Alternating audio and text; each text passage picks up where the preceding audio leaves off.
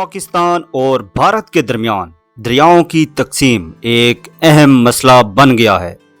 اب نہ گولی چلے گی نہ میزائل، جیت صرف اس کی ہوگی جس کی چال بڑی ہوگی، مگر بعض اوقات اپنی ہی چال الٹی پڑ سکتی ہے، جیسا کہ اب بھارت کے ساتھ ہوا ہے۔ کیا آپ جانتے ہیں کہ سندھ طاس معاہدہ کیا ہے اور اس معاہدے کے اہم نکات اور شرائط کیا رکھی گئی تھیں؟ اگر سندھ طاس معاہدہ ختم ہوا تو کون کون سے دریا بھارت کے قبضے میں چلے جائیں گے؟ کیا سندھ طاس معاہدہ ختم ہوا تو شملہ معاہدہ بھی ختم ہو جائے گا؟ سندھ طاس معاہدے کا خاتمہ دونوں ملکوں کے لیے بہت بڑا مسئلہ بن سکتا ہے۔ جی ہاں، آج کی اس ویڈیو میں ہم بات کرنے جا رہے ہیں سندھ طاس معاہدے پر کہ سندھ طاس معاہدہ کب اور کیوں رکھا گیا۔ کیا واقعی سندھ طاس معاہدہ ختم ہونے جا رہا ہے یا سندھ طاس معاہدہ سیاست کی نظر ہو گیا ہے؟ آج کی اس ویڈیو میں ہم ان سب کے بارے میں تفصیل کے ساتھ جانیں گے کہ اصل میں سندھ طاس معاہدہ ہے کیا۔ میں آپ کا ہوسٹ رائے یاسر اور آپ دیکھ رہے ہو ہمارا یوٹیوب چینل ہسٹومینٹری۔ تو چلتے ہیں ویڈیو کی تفصیلات کی طرف۔ پاکستان اور بھارت کے درمیان 19 ستمبر 1960 میں دریائے سندھ اور دوسرے دریاؤں کا پانی تقسیم کرنے کا جو معاہدہ ہوا تھا اسے سندھ طاس معاہدہ کہا جاتا ہے۔ 1909 میں برطانوی حکام نے پنجاب کو برصغیر کے لیے گودام بنانے کا ایک زیر سندھ طاس کے منصوبے پر غور کیا۔ ایک اندازے کے مطابق ایک دریا کے پانی کو دوسرے دریا تک پہنچایا جانا تھا۔ جہلم کو ایک نہر کے ذریعے چناب سے ملا دیا گیا۔ نہروں اور پانچند اور معاون دریاؤں پر بہت سے بند اور بیراج باندھے گئے۔ اس طرح یہ سیلاب کے وقت پانی کا ذخیرہ کر لیتے تھے۔ اس طرح جب سیلابوں پر کسی حد تک قابو پایا جا سکتا تھا اور ان میں جمع شدہ پانی کو سردیوں کے خشک موسم میں استعمال کیا جا سکتا تھا۔ 1932 میں سکھر کے مقام پر دریائے سندھ پر تعمیر کیا گیا پہلا بیراج کھول دیا گیا اور دنیا کے سب سے بڑے آبپاشی کے نظام نے کام کرنا شروع کر دیا۔ تقسیم سے کچھ عرصہ پہلے دوسرا بیراج کالا باغ کے مقام پر تعمیر کیا گیا۔ جس وقت یونین جیک اتارا گیا اس وقت تک برطانوی انجینئر سندھ طاس کو دنیا کا سب سے بڑا آبپاشی نظام مہیا کر چکے تھے۔ یہاں انہوں نے جو فارمولے تشکیل دیے وہ دنیا میں ہر جگہ نہروں کی تعمیر اور ان کو چلانے کے لیے استعمال کیے جاتے ہیں۔ تقریباً 50 سال تک صحرا میں پانی کے مسئلے کو میدانوں میں ان طاقتور دریاؤں کو قابو میں رکھنے اور لگام ڈالنے کا کام ایک مکمل وحدت کے طور پر انجام دیا جاتا رہا، مگر 1947 کی تقسیم کے بعد سب کچھ بدل گیا۔ سر ریڈ کلف اس کمیشن کا چیئرمین تھا جسے ہندوستان اور پاکستان کے درمیان تقسیم کرنے کی ذمہ داری سونپی گئی تھی۔ برطانیہ کو اپنے اس نہری نظام پر بہت زیادہ فخر تھا اور قدرتی طور پر اس کی خواہش تھی کہ کامیابی سے چلتا رہے۔ اس لیے سر ریڈ کلف نے تقسیم کے وقت نہروں اور دریاؤں کو کنٹرول کرنے کے اس نظام کی اہمیت پوری طرح دونوں فریقوں پر واضح کر دی اور برطانوی خواہش کے مطابق تجویز پیش کی کہ دونوں ملک ایک معاہدہ کر لیں کہ وہ اس سارے نظام کو ایک اکائی کی طرح چلائیں، مگر دونوں فریق ایک دوسرے پر اعتبار کرنے کے لیے تیار نہیں تھے اور بڑی سختی سے یہ تجویز دونوں نے رد کر دی گئی۔ پاکستان جانتا تھا کہ اس طرح وہ بھارت کے رحم و کرم پر رہے گا۔ نہرو نے بڑے سیدھے الفاظ میں کہہ دیا تھا کہ بھارت کے دریا بھارت کا مسئلہ ہیں، کیونکہ اس کو امید تھی کہ کشمیر میں مسلم اکثریت کے باوجود وہاں کا ہندو راجا بھارت کے ساتھ شامل ہونا پسند کرے گا۔ شاید ان کے درمیان اندرون خانہ کوئی معاہدہ ہو بھی چکا تھا۔ کشمیر کے بھارت میں شامل ہونے کی صورت میں دریاؤں پر اس کی بالادستی قائم رہے گی۔ اس طرح وہ پاکستان سے پانی کے لیے اپنی من مانی شرائط منوا سکتا تھا۔ ہوا بھی یہی۔ تقسیم کے وقت گرداسپور کا مسلم اکثریت کا علاقہ بھارت کے حوالے کر کے کشمیر کا زمینی راستہ دے دیا گیا۔ تقسیم کے وقت ظاہری طور پر پاکستان فائدے میں نظر آتا تھا، پنجاب کی 23 مستقل نہروں میں سے 21 پاکستان کے قبضہ میں آ گئے۔ پنڈت نہرو کی امیدوں کے عین مطابق اب بھارت ہر وہ دریا پر جو پاکستان کی نہروں کو پانی مہیا کرتے تھے مکمل قابض ہو چکا تھا۔ پائنت کے 5 دریا مغرب میں پاکستان پہنچنے سے پہلے اس علاقے سے بہتے ہوئے آتے تھے، جس پر اب بھارت قابض ہو چکا تھا، بلکہ دریائے سندھ خود بھی کشمیر کے ایک حصے پر بھارت کے قبضے کے نتیجے میں لداخ کے مقام پر بھی بہتا ہے، لیکن ہمالیہ کی دور دراز گھاٹیوں میں بہنے کی وجہ سے وہاں اس کا رخ بدلنا ممکن نہیں ہے۔ لیکن دوسرے دریا خاص طور پر ستلج بھارت کے میدانوں میں میلوں چکر کاٹ کر آتا ہے۔ اس کے علاوہ پانی کی تقسیم کے لیے دونوں دریا راوی اور ستلج پر قائم تمام اہم ہیڈ ورکس بھی بھارت کے قبضے میں آ گئے تھے۔ یہ وہ ہیڈ ورکس تھے جو 50 سال سے ان کھیتوں کو پانی پہنچا رہے تھے جو پاکستان کے علاقہ میں تھے۔ بھارت اس پوزیشن میں تھا، وہ جب چاہتا وہ پاکستان کو پانی کی سپلائی روک سکتا تھا، اور ہوا بھی یہی۔ اس نے آزادی کے فوراً بعد پاکستان کا پانی روک لیا۔ آخرکار مارچ 1948 تک کی مدت کے لیے ایک معاہدے پر دستخط ہوئے، جس میں تنازعات کے حل کے لیے ایک کمیٹی کی تجویز بھی شامل تھی۔ اس معاہدے کی بھی مدت اس وقت ختم ہو گئی جب بھارت نے کسی انتباہ کے راوی اور ستلج کا پانی روک دیا۔ کسانوں نے ابھی گرمیوں کی فصلیں بونی شروع کی تھیں، اور اس کے نتیجے میں پاکستان میں لاکھوں ایکڑ پر مشتمل فصلیں مکمل طور پر تباہ ہو گئیں۔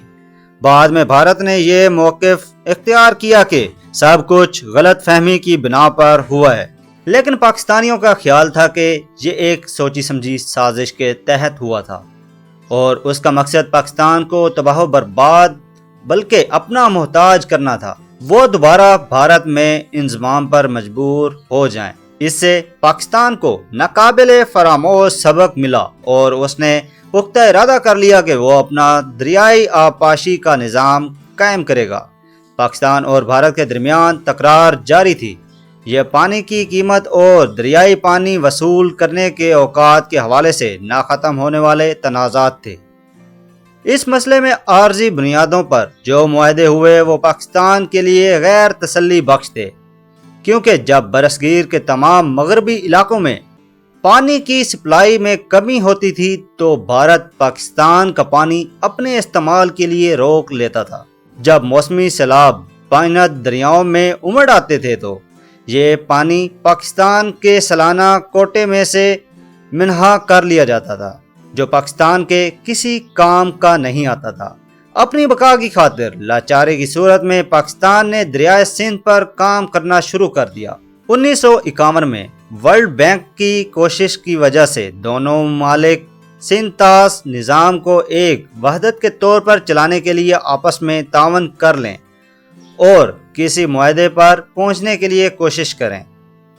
تاہم یہ جلد واضح ہو گیا تھا کہ بھارت کسی ایسے معاہدے کا خواہش مند نہیں تھا جس کے تحت اس کا دریاؤں پر سے کنٹرول ختم ہو جائے، جبکہ پاکستان کو کسی صورت میں بھارت کی بالادستی اور دریاؤں پر پورا کنٹرول منظور نہ تھا۔ یہ گفت و شنید بڑی لمبی اور تھکا دینے والی تھی، اور دونوں ممالک اپنی اکتا دینے والی ایسی دلیلیں اور تجویزیں پیش کر رہے تھے جس سے مخالف فریق کے مفادات اور دریاؤں کی بالادستی پر ضرب پہنچتی تھی۔ ورلڈ بینک کے نمائندے اور دوست حکومتیں جو اس مسئلے کو حل کرنے میں مدد دے رہی تھیں، جلد ہی ان پر واضح ہو گیا تھا کہ اب ممکن نہیں کہ اس نظام کو چلایا جا سکے۔ دریاؤں کے بالائی حصوں پر قبضہ کی وجہ سے بھارت کی بالادستی قائم تھی، اور پاکستان اپنی ابتدائی سالوں کی سختیاں بھگت کر پختہ ہو چکا تھا۔ اب وہ دریائے سندھ کو کنٹرول کرنے کی کوشش اور دنیا کے ساتھ پرامن تعلقات کی بنا پر ایک خوشحال اور فراغت دور کی توقع رکھے ہوئے تھا۔ دوسری طرف بھارت کو اندرونی طور پر بڑھتے ہوئے معاشی اور سیاسی مسائل کا سامنا تھا، جبکہ بیرونی سطح پر چین کے دستے ہمالیہ میں اس بیرونی چوکیوں پر حملہ کر رہے تھے۔ 1955 میں کوٹری براج مکمل ہوا، اس سے سندھ کے مشرقی علاقوں میں پانی میسر آیا، وہاں اس کا یہ نقصان ہوا کہ تازہ پانی کے رکنے کی وجہ سے سمندر کا نمکین پانی پہلے کی نسبت بہت آگے آ گیا۔ ڈیرہ غازی خان کے نزدیک چشمہ بیراج، جس کی برطانیہ نے منصوبہ بندی کی تھی، اس پر 1953 میں کام شروع ہوا اور 5 سال میں مکمل ہوا۔ ایک اور بیراج سندھ اور پائنت کے اتصال پر اور سکھر کے درمیان گدو کے مقام پر 1962 میں مکمل ہو گیا۔ اس بیراج کی تجویز بھی برطانیہ کی تھی۔ دوسرے بڑے ہیڈ ورکس جن کی پاکستان نے منصوبہ بندی کی تھی وہ پائنت کے دریاؤں پر پھیلے ہوئے تھے۔ نئے بیراجوں کی تعمیر سے پاکستان کے مسائل کم ضرور ہوئے، مگر یہ مکمل طور پر حل نہیں ہوئے۔ وہ اب بھی پائنت کے پانیوں کو استعمال کرنے کے لیے بھارت کا محتاج تھا۔ 1960 تک دونوں ملکوں میں مفادات کا توازن تقسیم کی نسبت ہموار ہو چکا تھا اور آخرکار ورلڈ بینک پاکستان اور بھارت کے درمیان سندھ طاس کے معاہدے پر دستخط کروانے میں کامیاب ہو گیا۔ دونوں ممالک نے دریاؤں کے حوالے سے اپنے مشترکہ مفادات کو تسلیم کرتے ہوئے ایک مستقل انڈس کمیشن قائم کیا جو بھارت اور پاکستان کے کمشنروں پر مشتمل تھا۔ ہائیڈرولوجیکل اور موسمیاتی مراکز ایک مربوط نظام قائم کیا گیا جس کی معلومات تک رسائی دونوں ممالک کو حاصل تھی۔ پائنت کے 3 مشرقی دریا ایک مقررہ مدت کے بعد، جس کے دوران پانی کی ایک طے شدہ مقدار پاکستان کو مہیا کی جانی تھی، مکمل طور پر بھارت کے سپرد کر دیے گئے۔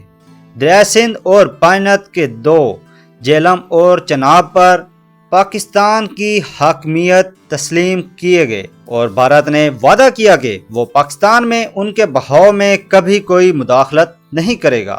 اس عبوری دور میں پاکستان کو مغربی دریاؤں پر ہیڈ ورکس تعمیر کرنے تھے تاکہ مشرقی دریاؤں کے بند ہو جانے کی صورت میں پانی کی کمی کو پورا کیا جا سکے۔ جب سندھ طاس برطانوی دور میں تقریباً سارے کا سارا ایک حکومت کے تحت تھا تو برطانوی حکومت کے انجینئرز نے سال کی محنت اور منصوبہ بندی کے بعد آب پاشی کا ایک پیچیدہ نظام قائم کیا تھا۔ اب نئے تقاضوں کے پیش نظر اس سارے نظام کو نئے سے منظم کرنا اور مختلف حصوں میں بانٹنے کے لیے ایک خطی رقم کی بھی ضرورت تھی۔ بھارت اور پاکستان نے کچھ رقم اکٹھی کی اور ورلڈ بینک نے بھی قرضہ مہیا کیا۔ اس کے علاوہ امریکہ، برطانیہ، کینیڈا اور جرمنی نے بھی امدادی رقوم دی اور کام شروع ہو گیا۔ جیسے جیسے وقت گزرتا گیا، پاکستان نے دریائے کابل پر وارسک، جہلم پر منگلا ڈیم اور دریائے سندھ پر تربیلا ڈیم جیسے منصوبوں کی لاگت میں بتدریج اضافہ ہوتا چلا گیا اور مدد کرنے والے ملکوں کو کئی مرتبہ اپنے امدادی رقوم میں اضافہ کرنا پڑا۔ 1960 میں سندھ طاس معاہدہ طے ہونے کے باوجود بھی بھارت اپنی آبی جارحیت سے رک نہ سکا اور کئی بار بھارت نے دریائے جہلم کا پانی بند کر دیا اور بعض اوقات پانی بند کرنے کے باوجود بھی بنا کسی اطلاع کے لاکھوں کیوسک کا پانی سیلابی ریلے کی شکل میں پاکستان میں داخل کر دیتا تھا، جس کی وجہ سے پاکستان کو مشکلات کا سامنا کرنا پڑتا تھا۔ کچھ ایسا ہی اب 2025 میں بھارت نے سندھ طاس معاہدے کی خلاف ورزی کرنا شروع کر دی ہے۔ اگر بھارت اپنی آبی جارحیت سے باز نہ آیا تو یہ دونوں ملکوں کے لیے بہت بڑا نقصان ثابت ہو سکتا ہے، کیونکہ یہ آبی جارحیت جنگ کی شکل بھی اختیار کر سکتی ہے، جو کہ دونوں ملکوں کے لیے بہت بڑا نقصان ہے۔ یہ تھی سندھ طاس معاہدے کے بارے میں اہم معلومات اور تفصیلات کہ سندھ طاس معاہدے کی ضرورت کیوں پیش آئی اور اس معاہدے کو برقرار رکھنا دونوں ممالک کے لیے کتنا اہم اور ضروری ہے۔ اگر آپ اس طرح کی مزید ہسٹوریکل اور انفارمیٹیو ویڈیوز دیکھنا چاہتے ہیں تو ہمارے یوٹیوب چینل ہسٹومیٹری کو سبسکرائب کر لیں اور بیل آئیکن کے بٹن کو پریس کر لیں تاکہ اس طرح کی مزید ہسٹوریکل اور انفارمیٹیو ویڈیوز آپ تک پہنچتی رہیں۔ آج کے لیے ہمیں اجازت دیجیے، ملتے ہیں ایک نئی ویڈیو کے ساتھ۔ اللہ حافظ۔